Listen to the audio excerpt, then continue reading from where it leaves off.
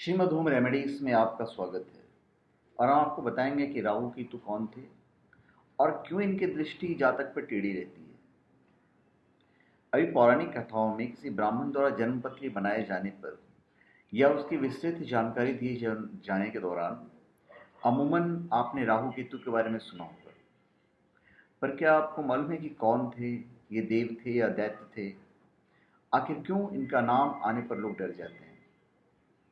अगर नहीं जानते हैं तो चलिए हम आपको बताते हैं वो पौराणिक कथा जिसमें इनके अस्तित्व में आने की कहानी है। ऐसा माना जाता है कि राहु और केतु दोनों शनि के अनुचर हैं, और अगर सिर राहु है तो केतु उसका शरीर का धड़। असल में श्रीमद् भागवत महापुराण में समुद्र मंथन के दौरान ये कथा उल्लेख है। उसमें लिखा है कि अमृत के लिए देवताओं और दैत्यों के बीच एक संधि हुई और उसके मद्देनजर समुद्र मंथन हुआ।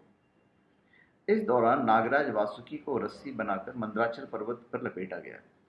इंद्र के नेतृत्व में देवताओं ने नागराज की पूंछ पकड़ी और बलि के नेतृत्व में दैत्यों ने वासुकी को मुख की ओर से पकड़ा। इसके बाद पूरे जोश के साथ समुद्र को मथना शुरू किया गया। एक एक करके समुद्र से कामधेनु, कल्पवृक्ष, कई प्रकार के रत्न निकले और सामान निकलता रहा और दैव दैत्यों में बंटता रहा। अंत में धन्वंतरी हाथ में अमृत का कलश लेकर प्रकट हुए। अमृत को देखकर दैत्य और देवों के बीच आपाधापी मच गई। हर कोई अमृत को पाना चाहता था। स्थिति को भांपते हुए भगवान विष्णु ने मोहिनी का रूप धरा और अमृत बांटने का बीड़ा उठाया। मोहिनी रूप में भगवान नारायण को देखकर दैत्य मंत्रमुग्ध हो गए। अब इस दौरान भगवान विष्णु ने देव और दैत्य को अलग अलग पंक्तियों में बिठा दिया।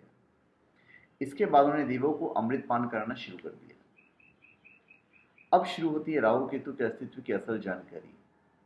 दैत्यों की पंक्ति में सर्वभाणु नाम का दैत्य बैठा हुआ था। उसे आभास हुआ कि मोहिनी रूप को दिखाकर दैत्यों को छला जा रहा है। ऐसे में वह देवताओं का रूप धारण करके चुपके से सूर्य और चंद्रदेव के बगल में आकर बैठ गया।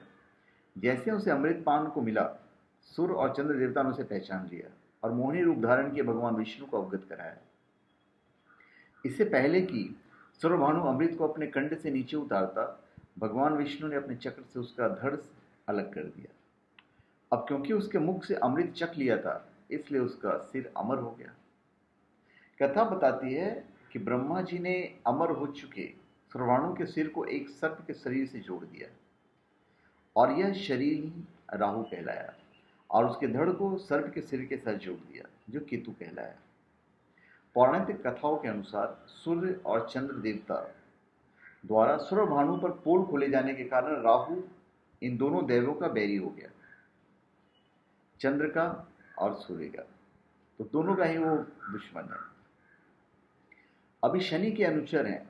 आप जो भी उल्टा सीधा जो भी पाप पुण्य करते हैं, इसका पूरा लेखा जोखा जो है ये शनि देव को देते हैं, इसलिए शनि के अनुचर हैं।